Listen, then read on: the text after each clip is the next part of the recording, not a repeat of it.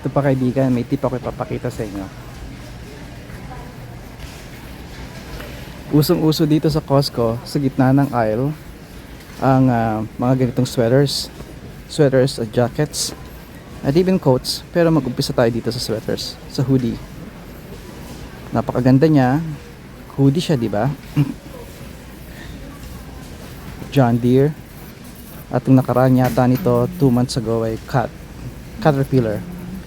Now, hindi ko ito re-recommenda sa inyo dahil sa fabric, karamihang fabric na taglay nito. Napakita ko sa inyo. Napakaganda niya, di ba? Toronto. Dahil kung ang balak nyo ay panlaban sa lamig, kailangan nyo ng polyester, kaibigan. Mas mataas na polyester. Pinakamaganda syempre wool. Pero kung walang wool, pwede rin ng acrylic or polyester. Ito kaibigan, mataas ang content nito ng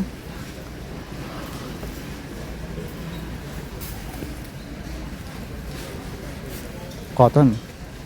Wala akong salamin pero I hope makuha ng aking camera. 60% cotton, 40% polyester. No, pwede na yun pero pwede na to. Pero kung talagang gusto nyong warm, napakataas na content ng polyester or acrylic ang kailangan ninyo. Alright? Kaya ang iba nagtataka kayo, bakit mura? Mataas kasi ang content, mas taas ang fabric na cotton. Kaya hanggat maaari kunin yung pinakamataas para panlaban sa init, sa lamig ngayong winter. Ito naman John Deere ay babaliktarin ko. Hindi tayo manggugulo rito. Dahil nagtitiklop sila, kailangan igalang din natin sila kahit binabayaran sila dito, empleyado. Kailangan maging respectful din tayo, di ba? Hindi ko makita po. I hope makita ko kaagad. Come on. There you go. That's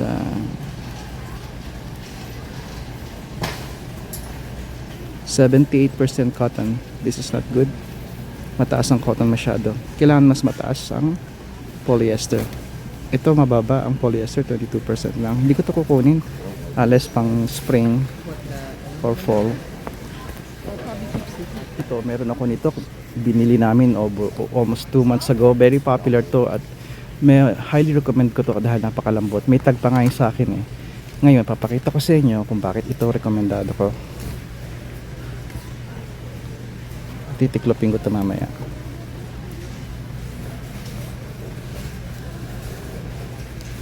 There you go.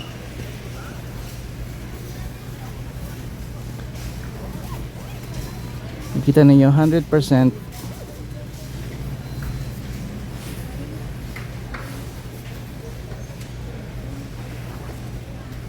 There you go. 100% polyester. 100% polyester. Itong kukunin ninyo, syempre pinakang maayos talaga ay wool. I'm a number 1 na believer of wool, pero polyester is fine. Okay? Ay kaibigan, titiklopin ko to at magpapaalam na ako sa inyo. Kaibigan, kung hindi kayo makabili ng 100% merino para ngayong winter, even summer, pwede magandang gamit din ang merino wool. Ay punta kayo sa Costco, meron silang merino wool blend. Hanggat maaari iniiwasan ko ang blend, pero sa deal na to at sa subok na to, ilang taon ko na itong ginagamit din, merino wool blend ay mabisa rin ito.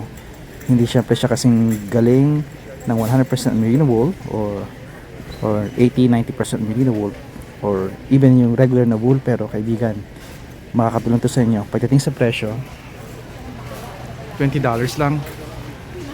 Kumuha kayo ng dalawa nito o mas marami dahil maaaring mawala na to. Made in the USA. Materials ito ay imported pero made in the USA, Kirkland. Napakabuti nito sa inyo. At isa nito o even dalawa kapag talagang malamig, recommend ko talaga ay isa lang na makapal or isang manipis at isang makapal. Depende sa inyong kailangan, pero ito kaibigan, napakaganda nito. Magandang deal na to at subok na to. I could guarantee you this kasi ilang taon ko na itong ginagamit. At iba ginagawa kong guwantes. Ginagawa ko itong guwantes sa pamamagitan ng pagputol nyo dito. Mag-slit lang kayo ng isa slit para sa thumb ninyo. At ito, syempre, either putulin ninyo o mag-slit lang kayo dito. At kahit mag-wrinkle ito, mag-bunch up ito sa gitna ng inyong kamay, ay napakabisa. May kwento ako sa inyo nito. Minsan ay for some reason yung isa kong sapatos na nabasa at nilalamig ako, nasbasa ang aking ang medyas, ay tinanggal. Meron akong spare ako, marami akong spare na mga guantes, at isa itong guantes na kinuha ko at sinuot ko ito kahit may butas dito. Napakalaking ginhawa. Again, kailangan maging preparado tayo ngayong winter at laging maganda ang inyong bota. Alright? Sa gayon, makakalaban tayo ng maayos pagdating sa elemento ng winter. Kay Mother Winter. Narito ako, nakakita ko ng gloves. Marami na akong gloves, leather. I would assume this is deerskin gloves, which is good. Ito maganda. Susubukan ko to at medium size yung hand ko dito sa Costco. Last time na meron akong medium na deer gloves dito ay maganda, matibay pa rin hanggang ngayon. Gamit ko pa. Siguro nakikita nyo na yun sa pag-snow removal ko. Ngayon, ang hindi ko lang gusto rito, may pangalan siya. I like the simple things. Ayoko may mga branded siya sa although mayroon akong sweater na brand sa braso, pero ito ayoko nito Pero kaibigan, alam kong quality nito maganda. At kaya susubukan ko. Try nyo rin to. I believe $25. There you go, $25. Dalawang kinuha ko dahil pang reserva yung isa. At ilagay ko muna siya dito. At itong aking medyas. Itong mga spare to, pwede itong magandang gloves. Consider ito gloves, napakaganda kaibigan. Yung quality niya ay maganda. I could tell marami akong mga leather gloves, and I could tell hindi siya masyadong reinforced dito sa palm dahil ito yung mga stress point niya sa palm, pero I think it's good. They have this cloth thing, looks like yung fabric niya ay medyo parang tela nga. I think this is good, though ang gusto ko yung wala talaga, plain lang, pero this is something new, good. Kaya kumuha ko ng dalawa. There you go, for $25. At consider nyo to kaibigan, hanapin nyo mga misis. Maganda to sa mga mister pag nagtatrabaho sila. At consider it, mura. And this is deerskin, genuine, o sa atin genuine leather gloves.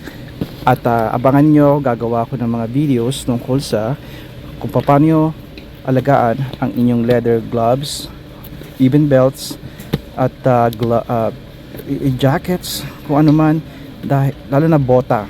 At ito, meron ditong special na gagawing conditioner like mink oil, at even yung mga saddle soap, talaga madumi, although I would really iwasan ko yon.